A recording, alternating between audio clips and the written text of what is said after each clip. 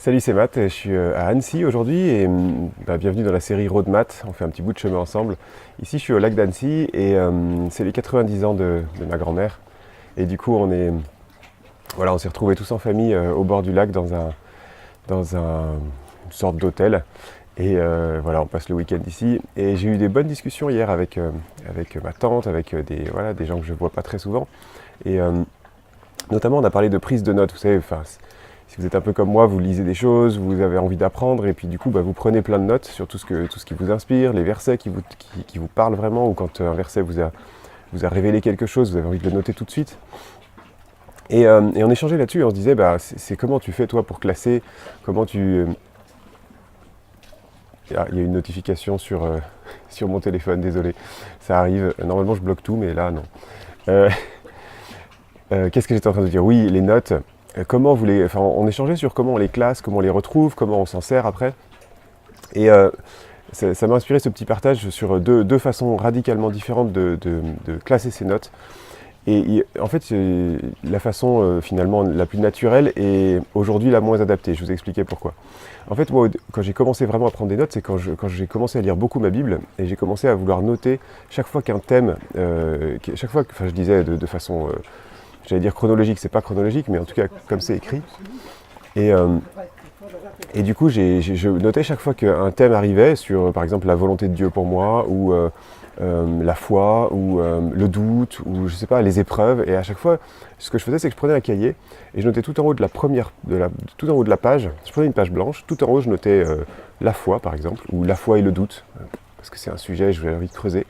Et en dessous, je notais dans l'ordre où je les trouvais, tous les versets qui m'inspiraient. Alors je faisais un petit truc quand même, c'est que je notais pas le verset en entier forcément, sauf si j'avais envie de l'apprendre tel quel, mais je notais surtout qu'est-ce qui m'avait fait comprendre. Et je notais bien la référence du verset pour retrouver ce verset et puis pouvoir creuser aussi plus tard si je veux vérifier, parce que des fois le même verset peut me faire comprendre toute autre chose, pas l'opposé normalement, mais des choses différentes suivant le moment où on le lit, suivant ce que Dieu nous inspire à ce moment-là. Et comme ça, je crois que j'ai 3 ou 4 cahiers remplis comme ça de thèmes, finalement, parce qu'il y a tellement de choses qu'on peut découvrir.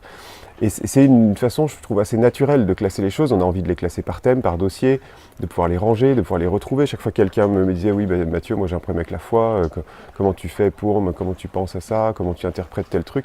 Et à chaque fois, je pouvais dire, attends, regarde, j'ai un cahier, j'ai noté tous les versets qui m'ont inspiré là-dessus. Il me suffisait que j'ouvre mon cahier pour pouvoir commencer à parler à quelqu'un, ou si jamais j'avais envie d'écrire quelque chose, un article par exemple, j'avais qu'à reprendre mon cahier et retrouver tout ce que j'avais noté sur ce sujet-là. Mais aujourd'hui, pourquoi ça change, ça peut changer beaucoup votre façon de prendre des notes, c'est qu'aujourd'hui on prend ces notes de façon numérique. Et on peut être tenté d'utiliser ce moyen qu'on avait de classer les choses, mais finalement de le faire de façon numérique.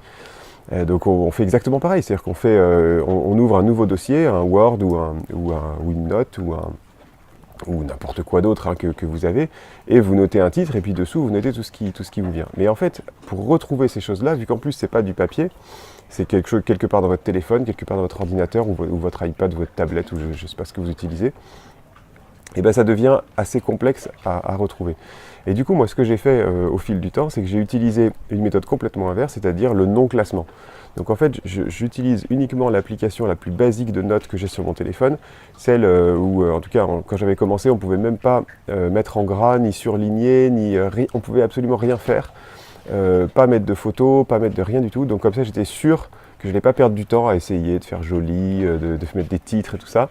Je voulais que ça soit uniquement de la prise de notes. Aujourd'hui, je peux faire un peu plus, mais c'est pas l'objet.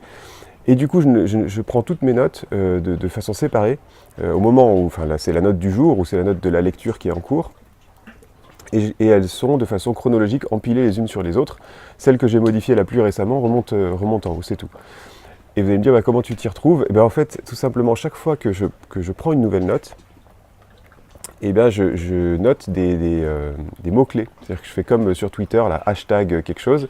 Donc je vais mettre hashtag foi ou hashtag dièse foi ou dièse doute ou dièse relation ou dièse couple ou dièse amour de Dieu, dièse volonté de Dieu, etc. Ce qui veut dire que la même note, au lieu de vouloir la retrouver, la même note peut se retrouver dans plusieurs mots-clés.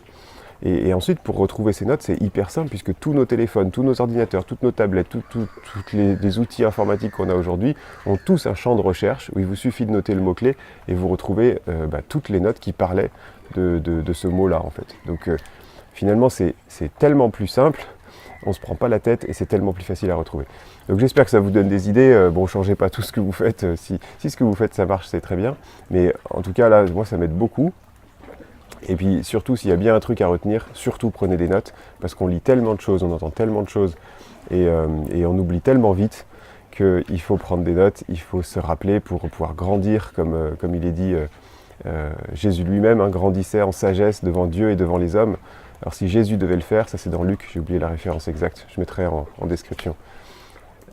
Donc si Jésus a dû grandir et progresser devant Dieu et devant les hommes, combien plus nous on doit le faire. Que ça vous inspire, que vous passiez une bonne journée, que Dieu vous bénisse. À bientôt, ciao.